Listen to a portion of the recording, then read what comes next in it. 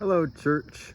This Saturday will be the first day of fall. You can see just small tinges of color coming to the leaves behind me. And for me, if spring and summer come with a sense of youthfulness and vibrancy, of vigor in the creation, that's a real gift because life comes with that sort of thing. Well, fall for me speaks a word of maturing, of deepening, of richness, and life is full of that as well. So this fall, we're going to take up some things that really speak to maturing, to growing in the likeness of Jesus, doing more of what Jesus did, and taking part in what Jesus is doing today. And those two things are service and prayer. The service comes with our partnership with North Church, a unique congregation in Cleveland at 45th and Superior that is largely comprised of people who are homeless or have been homeless. We're partnering with Valley Presbyterian Church to go down to North Church and to worship with them. Their service is at 11 o'clock on Sundays. And then after worship, we'll serve a meal in partnership with Valley.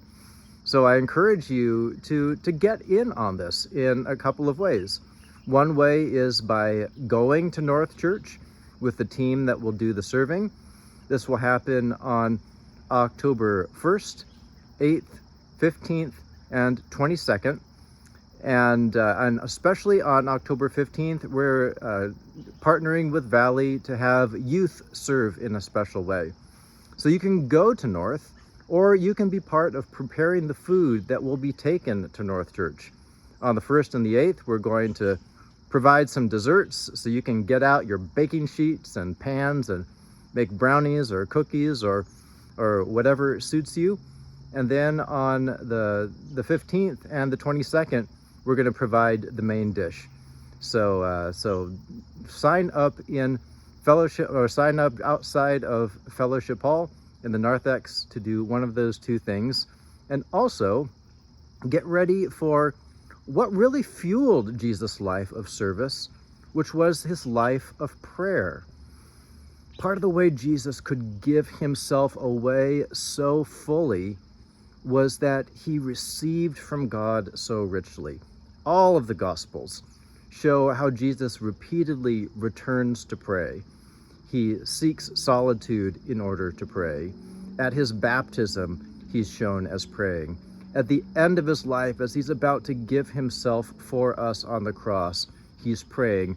On the cross, in his sense of abandonment, he's praying. There's a way in which all of Jesus' life was a continuous prayer, an openness to, a connection to the love of God that flowed into him and through him. And since we want to be that kind of church, it only makes sense that we look at what it means to have a life of prayer. So this is what we're going to do in October, in our worship on October 8th, 15th, 22nd, and 29th. We're going to take up the prayer practice.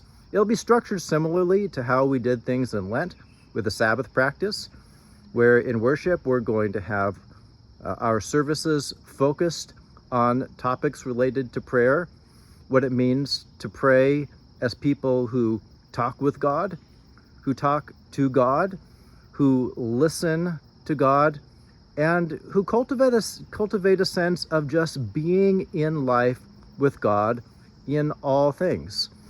And then after worship, we'll join together in groups, some of us in Fellowship Hall and others of us in the gathering room, and we'll explore what this kind of prayer life really is. What is prayer that talks to God and talks with God, that listens to God, and prayer that seeks just to be with God?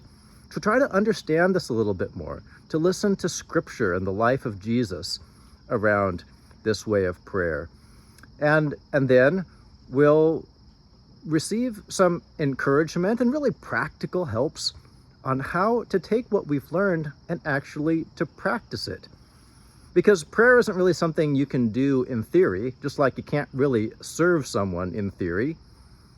Prayer is something that is very, very down to earth, that really hits the ground of our lives. And so even if you feel like prayer has been confusing, you feel like you've never really gotten a handle on it, you haven't really practiced it very much, there will be a place for you to enter and to discover something new about actually praying in your own life.